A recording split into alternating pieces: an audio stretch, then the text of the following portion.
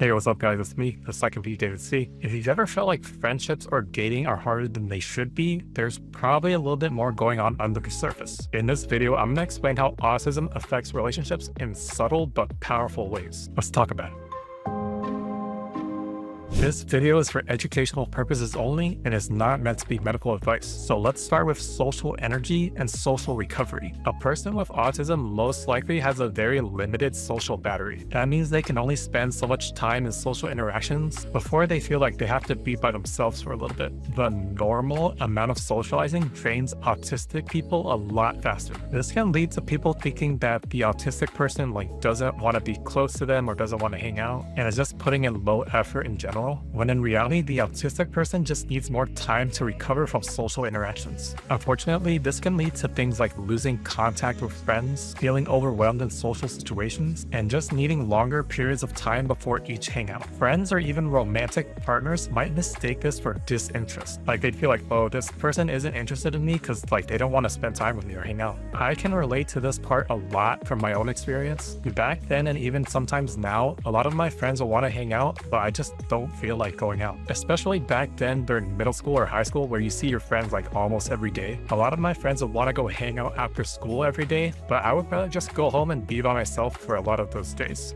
Going out and interacting with people just takes a lot of work just mentally. I still want them to be my friends and I still value them as my friends, but I just need extra time to recharge. I have lost contact with a few friends here and there who would ask me to hang out, but I just didn't want to. So yeah, people with autism have very limited social energy and need a lot more time to recover. And next up is difficulty initiating or maintaining contact. This one I struggle with a lot too. If someone texts me and I don't really know what to say to them, I would just not respond. It doesn't mean I don't care about the person or care about what they're talking about, but I just don't know what to say and I don't want to spend time just making up some random text message. And I pretty much never initiate social hangouts too.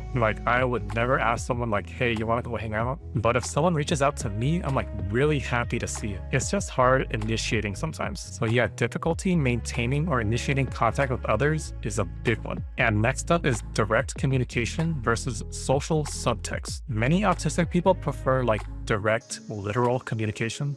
They'll have difficulty reading things like tone, implied messages, or even subtle flirting from another person. I'm not trying to brag or anything, but I've had a lot of people flirt with me, but I did not notice at all. I've fumbled so many potential relationships in middle school and high school because of it.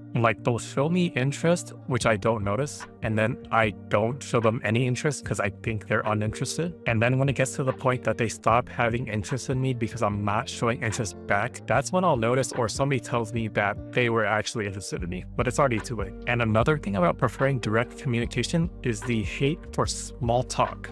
I hate small talk because I just feel there's no point. They don't actually care how you're doing. It's just talking just to talk. So back then, if somebody asked me oh, hey, how are you? I'd just be oh, I'm good. So this can make people think you're cold or uncaring. There's also a lot of direct honesty without softness. You know how sometimes people try to sugarcoat something so the other person doesn't feel as offended? I'd rather not sugarcoat it and just tell it like it is. If I don't like something, I'll just be I don't like that. If I think somebody's doing something wrong, I'm that's wrong. I don't mean to offend the other person, but it can come off like that. And then there's also minimal emotional language or expression. There's a lot of things my partner will ask me would you rather do this or this? And I just be I really don't care. So when I say it like that, it kind of comes off as oh, I don't care about you or I don't care about what you're talking about. But what I actually mean is it doesn't matter to me.